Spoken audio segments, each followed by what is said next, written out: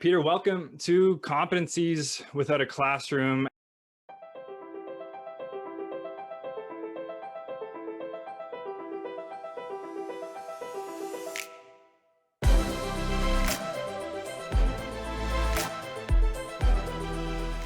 As you know, our audience, these are middle and high school students and teachers. These are busy individuals. They don't have time for fluff. So, Peter, we're going to jump right into it. And with that, we always start every conversation with the same question. It's an important question. It's a question that our listeners want the answers to, and frankly, helps us set a bit of a tone for the rest of the interview. So, Peter, with that, pineapple on pizza, yes or no? No. It's Completely a hard no? No, that's easy. No fluff answer. No. Okay, that's fair. Everyone's got their opinion. I like to believe that the majority are pro pineapple, but that's inherently biased. So, Peter, on that note, who is Peter Hopwood, and what are you doing for work right now?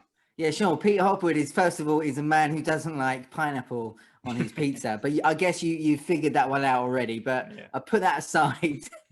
Yeah, my name's Peter Hopwood, and I literally help people, professionals, to tell their stories better. So I'm a speaker coach, a TEDx coach, a pitch coach. As I say, I help professionals to find their stories, tell their stories in the most impactful way, help them to really share their messages in the right way, and help them become more confident, boost their self-esteem, and but ultimately the listeners who are listening to their messages, get the impact that the speaker wants. That's huge. And we're going to spend a fair bit of time, hopefully today, talking about that. We hear a lot more about storytelling these days, and from marketing just to kind of marketing yourself as the product as well, right? And one of the books I'm actually reading right now, I'm really interested in, is called Building a Story Brand, Donald Miller. And it kind of breaks down the components of every movie you've ever seen, how there's a guide and there's a hero and there's a problem and there's a solution. So kind of makes it a bit more of a framework that you can follow when building out your own stories. But Peter, so if I'm listening to this, I'm a 16-year-old in high school right now. When I hear the word story or storytelling, maybe I think, fiction book and Harry Potter. What does storytelling mean, and why is it important in the context of maybe the professionals that you're working with and coaching them to be better storytellers? Sure. Okay, so what I do, it's all about helping people to share their messages with confidence, getting people's attention, becoming more engaging so that people can listen to you. Because at the end of the day, listen, nobody needs to listen to this podcast, for example. Nobody, right. Everybody's got their own lives, leading their own lives, lots of things on their mind. There's no reason why people have to listen to us now. People are listening to us, hopefully, because they want to get value, because they want to see somebody engaging, they want to hear something of value. So sharing your messages in the right way and getting people to follow those messages and remember those messages is what it's all about. And one very strong way of doing that is by sharing stories, because stories, they're the things that we've grown up with, that we automatically, as humans, we want to listen to a story. We want to hear what happens next. We're intrigued to find out, who the hero is and how does this hero overcome the challenges, for example. So sharing stories instead of data. So think about this. So if you're sharing data, you're sharing information, and I'm just, let's say right now, just blurring out lots of info and lots of words and figures and data. I can do that one way, right? Or I can start sharing a story that brings in that kind of data, that brings in that information, that helps me get that same message across in a more meaningful way, in a more impactful way, in a way that people are going to understand clearly and remember. So telling a story, we kind of, in our brains, whatever age we are, we remember stories much more than we do data. All right. So 100%. So if you can, whatever you're sharing, if you can turn it into more of a story or something that's going to get people's emotions going, then people are more likely to listen to you and more likely to remember what you've said as well. All And right. you've been doing this for a while now. Have you figured out kind of why that is? Why a story is more important than data? Is it everything I've read from evolution is that it's ingrained in our brain because we're just storytellers, and that's how we kind of progress Well, I through. think it's a mixture of lots of things. One of the things is, as humans, we are interested Yeah. in other humans. We're interested in other people's lives. So gossip, when people gossip, why is gossip so strong? Because people like to listen or hear other people's, maybe misfortunes, maybe success, maybe what they've been doing that they shouldn't been doing.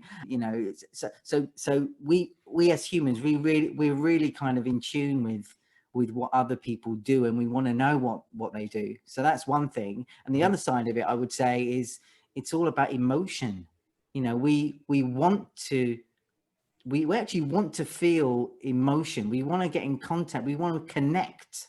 And one way of doing that is by sharing emotion. So one of the things I kind of work with is using the voice.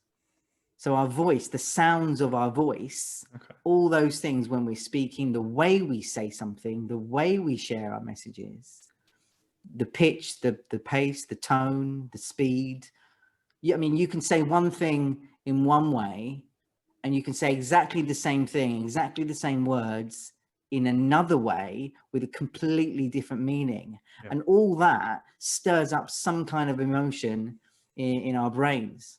And that's something that, as a human, we love to kind of connect to. So I would say, yeah, two things, the emotional side and the fact that, we as humans are intrigued by what other people are doing. Which is why I'm thinking now, Big Brother, for example, when that first came out, and when it first came out in Canada as well, I'm sure the whole idea was kind of intriguing, controversial, but people watched it. People wanted to know what was going on. They may not have admitted it, but they wanted to see. People like to sort of dip into other people's lives and see what's going on or hear about stories from other people. So I think those two elements play a big role in that. Yeah, I agree. I mean, we're definitely interested in other people's lives, but we're also selfishly interested in ours. And I think that's a big part of the emotion part of it. Everything I've been reading is, subconsciously, you might not even be thinking about it, but you're always trying to make sure that you're surviving. I think that relates a lot to how it relates to us. As somebody else's story, how does that relate to us? So if it's a story of misfortune, in a way, there are those kind of those tingles in our brain that tell us, we're okay. We're not having that misfortune, so we feel okay. So that kind of gives us a kind of a sense of feeling good about ourselves. The other side of it, when somebody who's close to you, somebody you love, somebody who is a close friend, for example, and they're going through challenges, pain, or some kind of misfortune, the empathy side can kick in as well. So yeah, it's very intriguing. It is, yeah. And for the 16-year-olds listening to this, another easy way to boil it down, Peter, something you kind of talked about a little bit earlier, the importance of storytelling. This is a noisy, busy, crowded world, especially with products and software. There's a lot of things that look very similar, right? Uber and Lyft are identical in the sense that you can grab either one of your phone and jump in a car, but you're going to pick one of the two. And oftentimes it's because those companies or those people do a better job of telling a story and tapping into the emotion and creating interest, all the stuff that you were just talking about. So it's super important. Actually, it's a good transition, Peter. So oftentimes one of the questions we'll ask a potential guest is, you've been involved in some hiring decisions in the past. What are something that you're gonna look for on the resume to help one candidate stand out from the other? But you actually help people and companies with their pitches to be able to tell those stories, to tap into that emotion. So let's say, and business plan and product aside, because we're working with you to fine tune the pitch, but two companies and they're trying to raise some investment from a venture capital firm. Let's say they have the identical product, but their pitch is a little bit different. What is something that the winning team could do in their presentation, in their pitch, to stand out from that other identical company? Yeah, really good question, because, you know, at the end of the day, in terms of the ideas, most ideas on this planet, most pictures on the planet, most people have probably heard those before. And with Google now, Yeah. you can say to yourself, oh, I'm the only one doing this. If you just tap into Google, you will find probably, you know, at least a handful of others on this planet doing the same thing as you. So Yeah. so what makes you different? What makes an investor or somebody that can maybe be on board with your idea, what makes you stand out? So one of the things is always to remember, they're buying, if people buy into your idea, it's your idea, it's your product, it's how it's going to go well on the market, how it's going to move forward, how it's going to make money, and that's fantastic. But at the same time, they're buying you, right? They buy into you. They want to know if you're somebody who can listen to other people and listen to people who've maybe got more experience and can coach you, right? So often, sometimes, well, not often, but sometimes we see pitches and startup founders who are very arrogant, perhaps, or just have a flare of arrogance, Mm-hmm. which is a trait which tells us, you know, it's going to be really difficult for this person to listen to other people, or admit when he's wrong, Yeah. or, you know, to actually take this idea forward when the chips are down. So when it's tough, you know, I want to see in that pitch, I want to see somebody who can show me that when things get really tough, they're not going to give up. They're going to keep going. They're going to take responsibility. They're going to, or they're going to close the doors when it's the right time.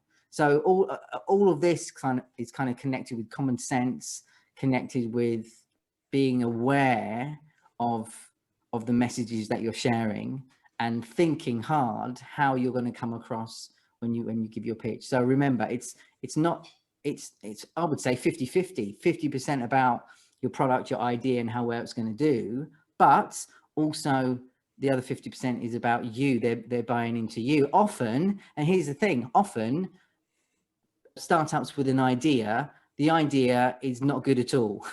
Okay. Yeah. But they'll come back and do something else, and maybe that might not go well at all. They'll come back again, and because the investors or the people that are listening, that have already listened to his pitch quite a few times in the past, they like this person. They like what this person is about. They like that he doesn't give up. Yep. They like that he keeps moving forward, and knows when to close something when it needs to be closed. So yeah, it's investing in the person in the picture just as much as the idea, I would say. That's super important to hear. And, you know, students, if you're not building a company and pitching to investors just yet, the same sentiment can be applied to the presentation you're doing in front of the class, or the scholarship application. The person who is assessing your presentation is interested in you as a human just as much as kind of the product that you're speaking to. And absolutely, I'd also say that your passion is really important as well. How much you care about this. Why do you care about it? That's really important, because if it's just an idea, I could stand there, do the pitch, you could stand there and share the pitch, but it wouldn't mean as much to the person who's actually involved with the pitch. Actually, you know, why did he come up with the idea? One example, a really good example of a pitch of a startup that I was helping not so long ago. It was the idea was all about eye tests. So creating an eye test that's going to be transformed, and it's going to be put online. All right. So probably not a revolutionary idea now. I'm sure there's quite a few people doing that right now. But the thing was, he shared his pitch, which was quite good. He was only 18, so very young. Yeah. So my question to him was, okay, I want to know, when you start talking, I really need to know what gives you the right as an 18-year-old to share with me all this information about optics, about the eye profession, you know, about eyes, testing eyes.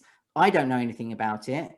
And the impression most people would get is that he doesn't know much about it as well. I then asked him, so why did you come up with this? And he said, well, literally, you know, my parents have got an opticians, and I've been working there every Saturday for the last 3 years. And I said, carry on. Yeah. I said, I actually asked him, so how did you come up with the idea? He said, well, this was a problem that I saw and I thought I could come up with an answer. And I said, that's exactly what we need to hear. We need to know how you're connected with the story. Yep. We need to know why you're in there, why you came up with this idea. So somebody who's 18, whose parents have gotten opticians, straight away, his credibility in my book and in most of the other people that listened to the pitch went straight up.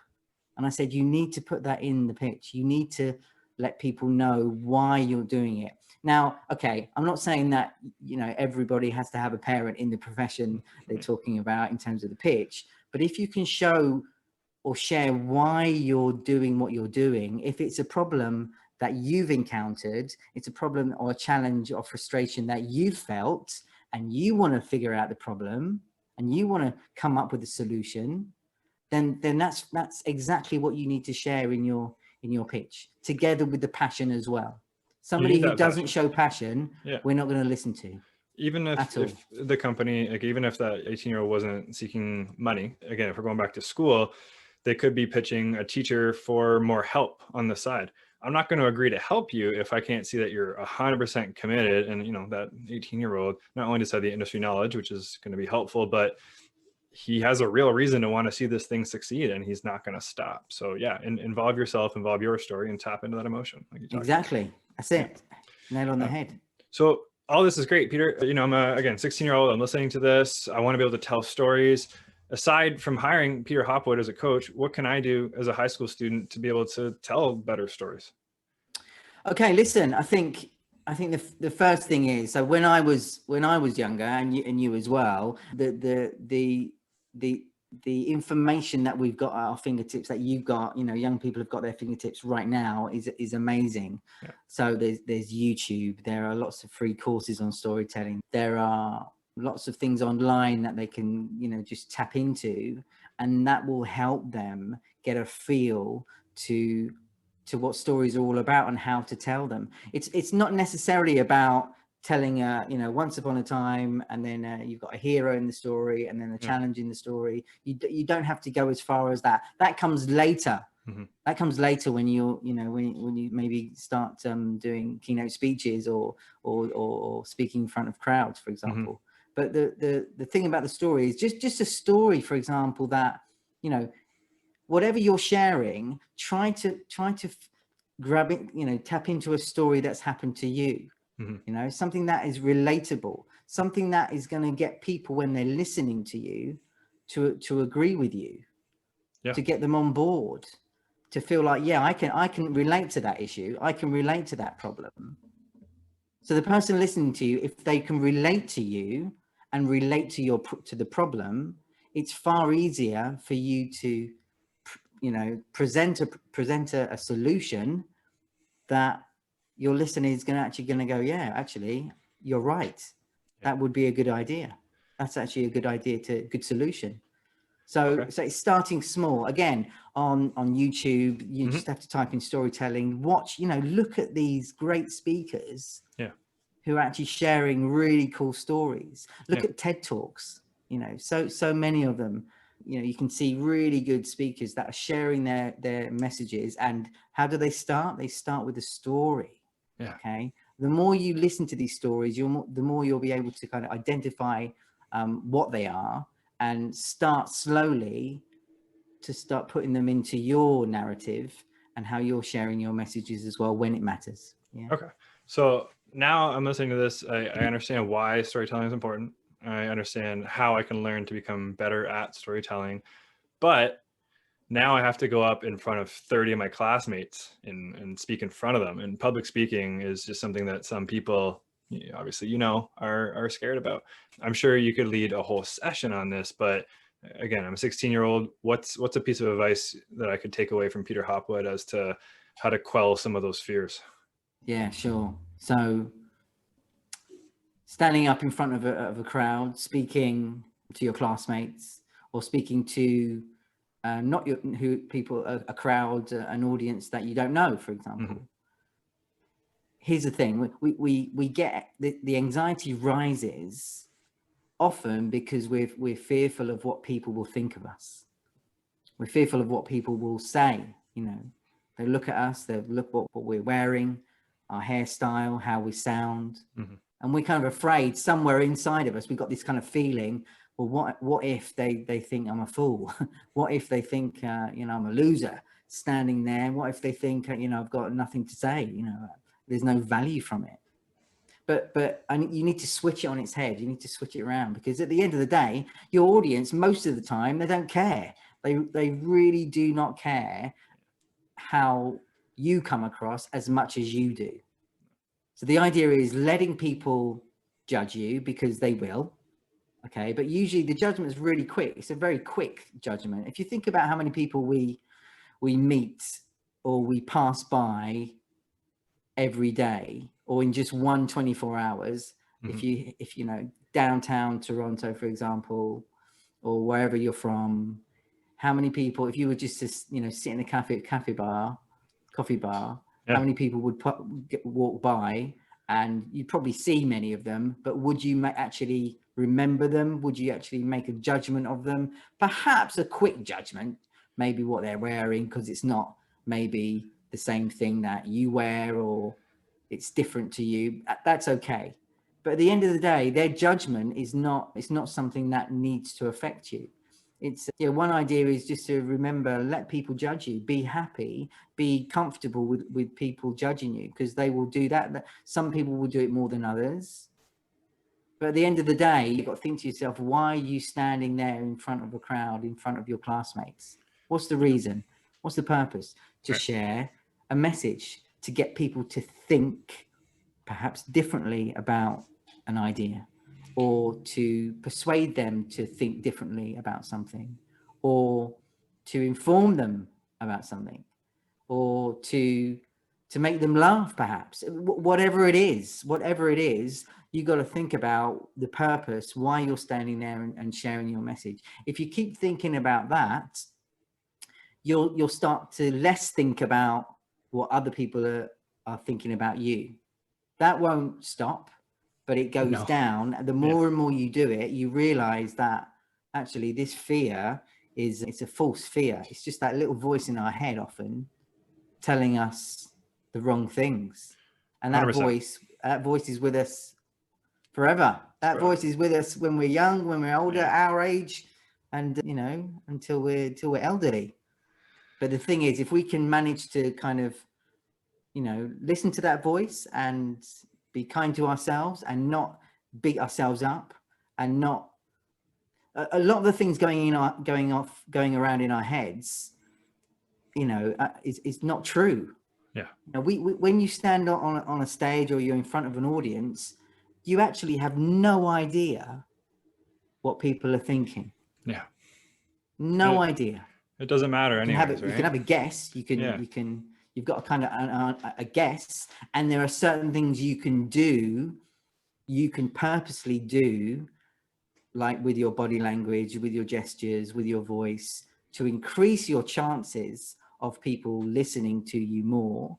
But it doesn't mean that they're going to like you. It doesn't mean that they won't like you. Yeah, exactly. We've talked a few times in previous episodes about this idea of focus on what you can control, what you can't. So you can control the effort you put into that presentation and how you're speaking. You can't control what people are thinking. And, you're only going to learn from each and every experience. So public speaking is a skill, just like anything else that you need to practice. And the more you do it, the better you're going to get.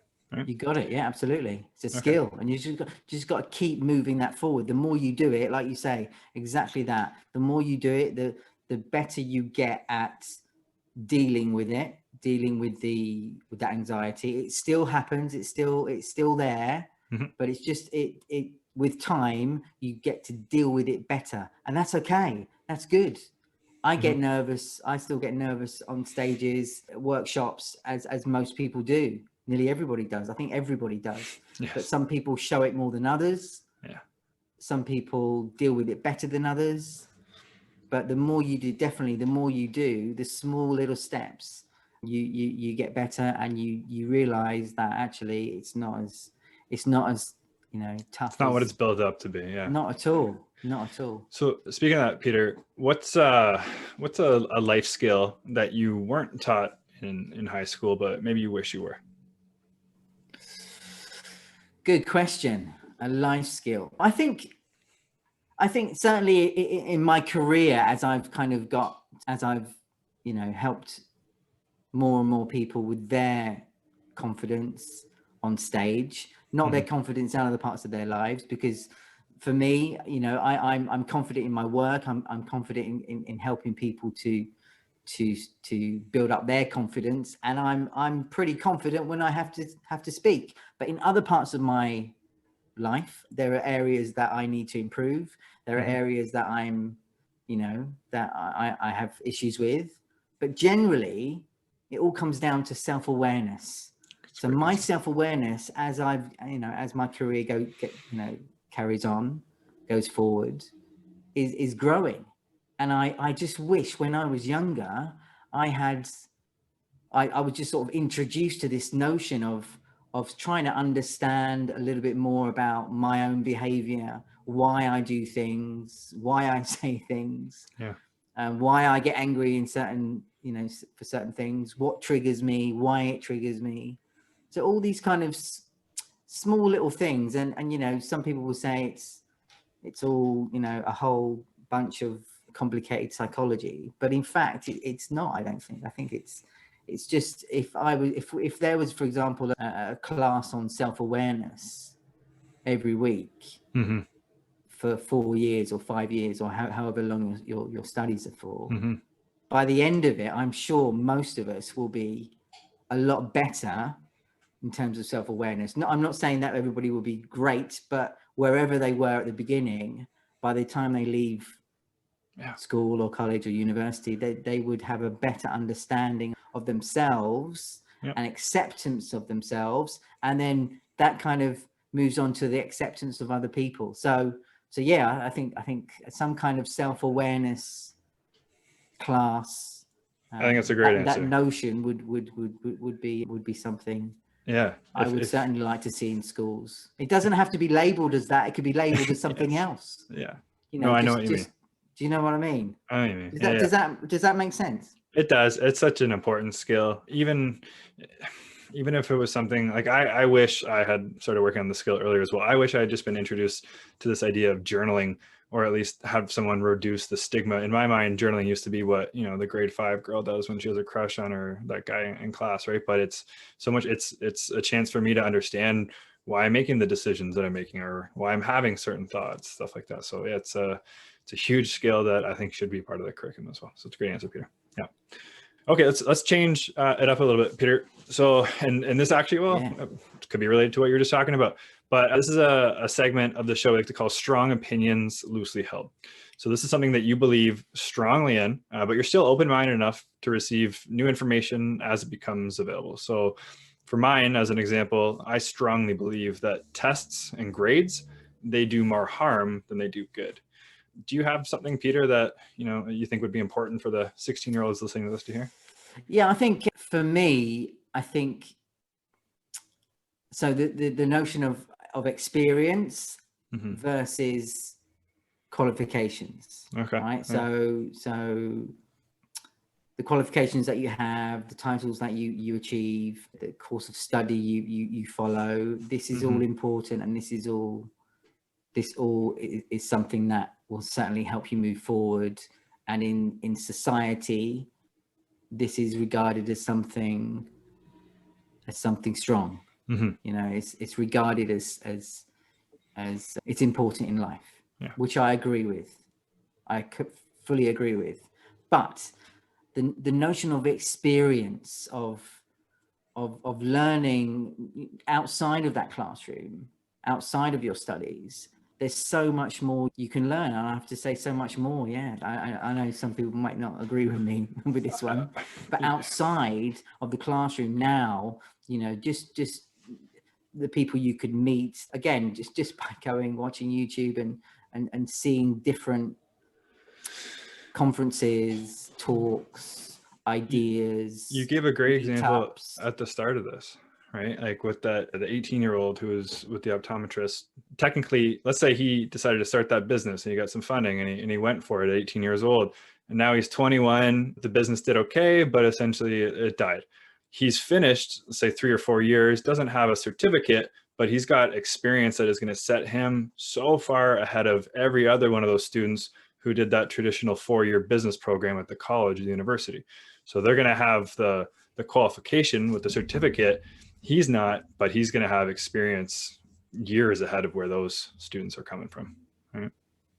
Absolutely. I you know, admit that the real balance is if you can manage to get the two in some way, Sure. then that's even better. It's really difficult to do both, but what, you know, whatever camp you're in, by studying, whatever you're doing, make sure outside there's something going on, there's something moving, there's something that is, you know, you're learning, you're constantly learning about life and from other people. You know, I didn't realize this when I was younger. I wish I had. I wish I'd listened to more people. I wish I'd realized the benefit of, as I said earlier, the self-awareness, my self-awareness, you know, why I was doing what I was doing, why, you know, what I could become, in the future, and just society kind of putting people in these categories because of, let's say, where they're from, perhaps, or demographics, or because of what religion they are, or because of the color of their skin, or because of how much money their parents earn or don't earn, or maybe mistakes in the past that you've, you know, a mistake that you've done. Again, mistakes, that's a good one as well. Mistakes in life, we all make mistakes, but there's no reason why we can't move on from them, learn from them, and move forward. So like, and often when we're younger, we make a lot of mistakes. I made loads. I'm sure you did as well. Yeah. You know, so society doesn't have to define your path, as it were, and not to let anybody do that. I mean, listen to people, and again, with qualifications, it will give you better chances, definitely, absolutely. Okay, but if you don't have them, you can still be just as successful or even more successful. No, I'm not just talking about successful in terms of money or finance, successful in terms of achieving, you know, the things you believe in and you want to hit when you're, you know, as you go through life, you know. Being self-aware will make that a lot easier for you to realize, right? So that's a great point. Peter, let's do some rapid fires, right? So you have a billboard, everyone's going to see it. You can write one thing on that billboard. What does it say? All right. Apart from like no pineapple on pizzas, I would say, I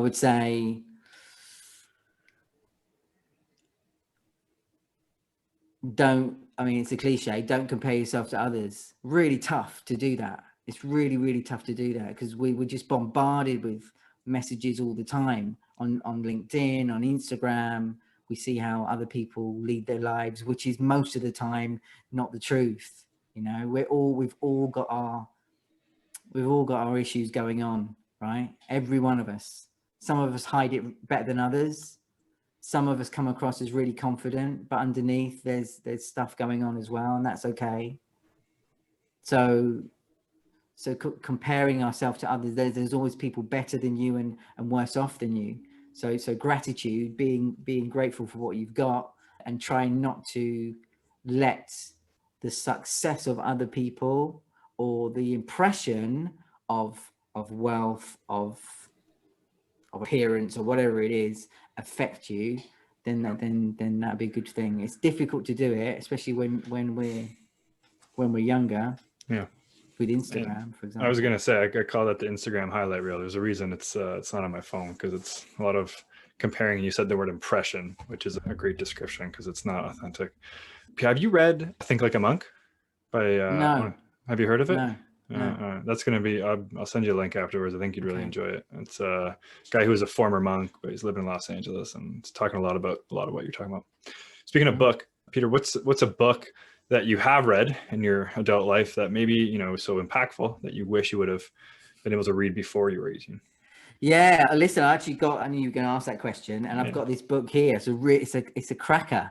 There a you go. real cracker. It's not really a novel. It's not a story. It's basically the dictionary of body language by a guy called Joe Navarro. And I'm fascinated, as you probably know, fascinated with body language, fascinated with behavior, learning things all the time, learning things about myself as well and others, and helping people on the stages to not manipulate their body language, but just to give themselves a better chance and a better chance from the people that perceive them.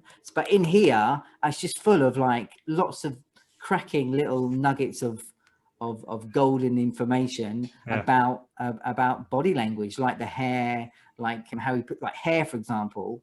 There's a whole section on hair. Wow. And basically hair, the way we, so the color of our hair, the smoothness of our hair, the way we brush, how it's brushed, the texture, all send out non-verbal messages. Whether we've got hair or not, you know, whether it's a Mohican or whatever it is, this sends out messages. For example, young people that are maybe listening to this right now, you know, trendy hairstyle. Why is a trendy hairstyle trendy? Because everybody feels like they want to be the same within the same tribe. They want to listen, you know, they want to be the same as this person or many people. And so, you know, whatever way you brush your hair, if it's trendy, then it's going to be, you know, you're going to be part of that tribe. Whether it's scruffy, whether it's long, whether it's got bits of gray in it, for example, like mine. So all these things, and in that book, there's loads of stuff, lots and lots of great little ideas that, you know, again, if I was younger, I'd be reading this and maybe I would agree with it. Maybe a lot of it I would forget, but I'm sure some of it, quite a lot of it, would actually, you know, stay in my brain, and I would be looking out for these things, or I would be wondering, you know, why I perceive somebody like this in this way. And that book actually helps you do that. Joe Navarro, he's actually one of the top body language guys in the world, former FBI special agent. And look him up on YouTube. We'll link to them in the show notes as well. That's super helpful. Even if you don't remember everything out of that, you know, you take one thing away. That's one thing that's going to help your life more than that show on Netflix you just watched. Okay. Did you have a favorite teacher growing up?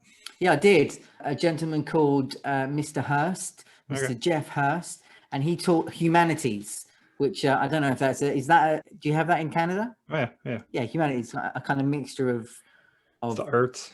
Yeah, there's culture, geography, religion, social studies. A kind of mixture of all those things. And he was a lot of fun. He was the goalkeeper, the goalkeeper of Great Britain for the Great British team in the 1988 Olympics, I think. Cool. And Britain, I think they got a silver medal. I think it was silver or bronze. Anyway, so straight after the summer, after the Olympics, first week back at school, you know, he just came in with his medal. Yeah. He came in with his medal, Olympic medal. That's so cool. And then he would show it on the screen, on a TV screen, then with tapes. He would show a little bit of, you know, the ceremony, and so that whole, I remember very clearly, that whole lesson wasn't really a lesson. It was us asking him questions about everything, about all the different people in the Olympics, all the different nationalities, traveling there, what he would eat. Yeah, you know, so all these. And I was just so engaged. And I always remember, and I've often thought about this, you know, that was his plan all along, to somehow get people interested. His way of doing it, just bring in the medal. He literally brought in the medal, put it on the table, and then the lesson, you know, it was far too short. But yeah, the engagement level was so high, and I'll always remember. That's such a cool story. Yeah. Well, I mean, and it also gives students something real and tangible to attach their aspirations and their goals to, right? If you can picture that person actually accomplishing the thing that you want to do, that's going to be the most motivating. Sharing his story. He was literally sharing his story. That's a good way to bring it back. That brought us in, you know? Yeah. Okay, cool. All right, Peter, let's wrap it up with one final hypothetical. You're the superintendent of a school board. You're tasked with deciding one skill, soft skill, transferable skill, competency, call it what you want. but every graduating student needs to display evidence of this skill. What is it? I'm going to have to say self-awareness. Beautiful. I know I've said that before, and that word has come up so much. Two words have come up a lot through this podcast, but you know, I think for me, it's really important. Somehow slot that into the curriculum. Again, it doesn't have to be labeled as that, but just something that's going to help people understand more about who they are, why they make the decisions they make. And it's okay to not feel good about something. It's okay to feel angry about something. It's okay. So all these things that we look that actually take us through life, you know, and the whole idea of mental health and talking and sharing, a kind of slice of that when we're younger. So we're kind of ready as we go through life. We've kind of already, that was a lesson at school, so we're kind of familiar with it and we can move forward with it. Tell me something, in Canada, you know, in terms of mental health and sharing how we're feeling, is that something that happens a lot in schools? It's definitely happening more now than it used to. You know, it's not just Canada, North America, at least likes to refer to a lot of these things as social emotional learning. So a lot more of money and resources and curriculum outcomes are now being tied into these types of concepts. Of course, it's different in every classroom, in every school, and every board. And there's still a long way to go, but it's definitely a conversation that is happening more and more in classrooms across the country, for sure. Yeah. Well, Peter, I can't thank you enough, man. I've learned a lot. We're going to link to Joe Navarro's book. There's tons of free stuff that people can check out to improve their storytelling and their public speaking. But what about you, Peter? Where can people go to learn a bit more about Peter Hopwood? Listen, I think LinkedIn, if you're not on LinkedIn already, you should be on LinkedIn, because that's going to help you in so many ways to link up with so many different people, professionals around the world as you go through your career. It will help you naturally find employment in some way, but probably give you more information, give you more of a resource as well. So you can find me there, just put in my name, link up to me. Again, if you do that, just put in a little note that you listen to this podcast, just so I know that where you're coming from, and you never know when we might actually need each other's help in the future. If you go on my YouTube channel, again, LinkedIn, Twitter, you can probably find there's quite a lot of bits and pieces that actually might be helpful for you as well. Cool. Well, Peter, again, can't thank you enough. I took a lot away from this, but it's also a good reminder to keep working on building that habit of becoming more self-aware. So thank you for that. You're welcome. Have a great night, Peter. You too.